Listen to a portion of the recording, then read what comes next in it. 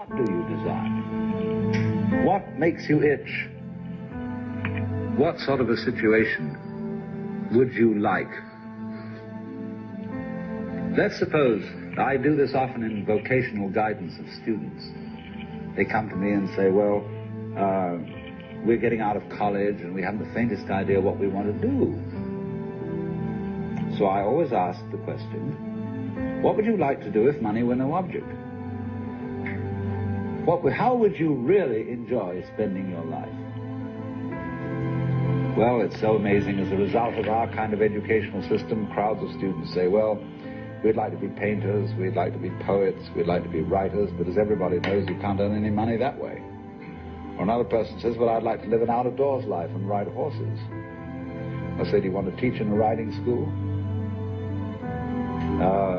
Let's go through with it. What do you want to do?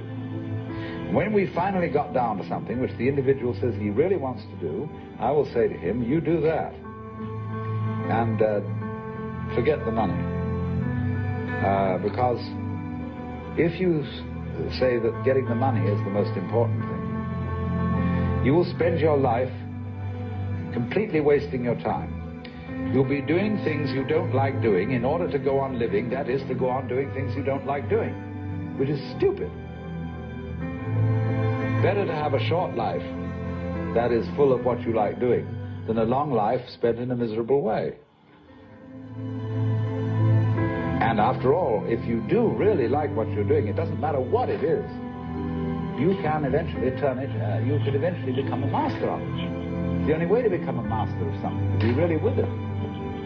And then you'll be able to get a good fee for whatever it is. So don't worry too much. Somebody's interested in everything.